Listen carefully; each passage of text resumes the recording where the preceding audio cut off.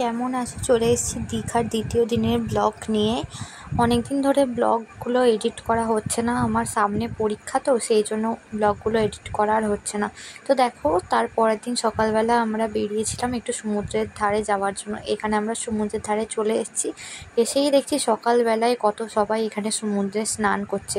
তারপর এখানে কিছুক্ষণ ফটো তারপরে ভিডিও করে চলে গিয়ে তারপর তালসারিতে গিয়েছিলাম।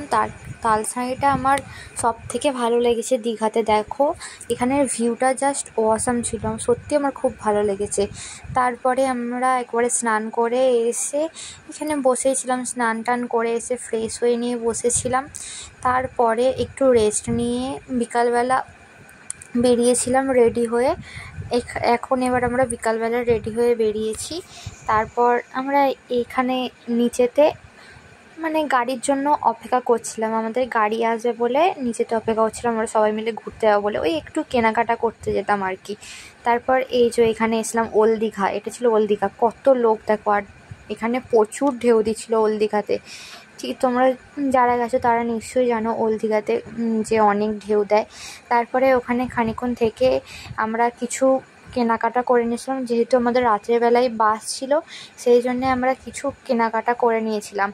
দেখো, এখানে সব সারি সারি দিয়ে খাবারের দোকান। তারপর আমরা এখানে মার্কেটের ভেতরে ঢুকে পড়েছিলাম। এখান থেকে বাড়ির সবার জন্য কিছু কেনাকাটা করে নিয়েছিলাম।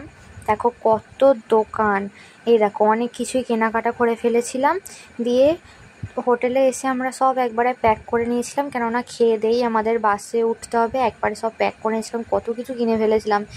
তারপর রাত্রিবেলা অনেক কিছুই করেছিল, ডিমের তরকারি, কিন্তু আমার শরীরটা খারাপ ছিল বলে আমি আলু পোস্ত আর ওই পাঁপড় ভাজা দিয়ে ভাত খেয়েছিলাম। তারপর দেখো একবারে খেয়ে দিয়ে রেডি হয়ে গিয়েছি ব্যাগ ফ্যাগ নিয়ে। এরপর বাসে উঠে পড়বো। তারপর নিচে চলে এসেছিলাম, নিচে এসে দেখি আমাদের বাসও চলে এসেছে, দাঁড়িয়ে আছে। এই দেখো, এটা আমাদের বাস আর এইটা আমাদের হোটেল। আমরা এই হোটেলটাতে ছিলাম, দাঁড়াও তোমাদের দেখাচ্ছি। এই হোটেলটাতে আমরা ছিলাম, লিফটও আছে। তারপর বাসে উঠে পড়েছিলাম। মাঝখানে আর কোনো ভিডিও করা হয়নি, এটা হচ্ছে শুধু ভিডিওটা করেছিলাম। এটা হচ্ছে বিশ্ব বাংলা গেট, ভালো করে দেখা যাচ্ছিলো না, ঠিক আছে, বাস থেকে ভালো করে দেখা যাচ্ছিলো না। এটা হচ্ছে বিশ্ব বাংলা গেট, রাত্রেবেলা এরকম লাইটিংটার জন্য আরও বেশি ভালো লাগছিলো। তারপর একবারে কোলাঘাটে নেমে একটু ভিডিও করেছিলাম, কেননা বাসে সারাক্ষণে আমি ঘুমাতে এসেছি। তারপর একেবারে বাড়ি চলে এসেছিলাম, বাড়ি এসে আর ভিডিও করা হয়নি। তো দেখা হচ্ছে নেক্সট ব্লগে।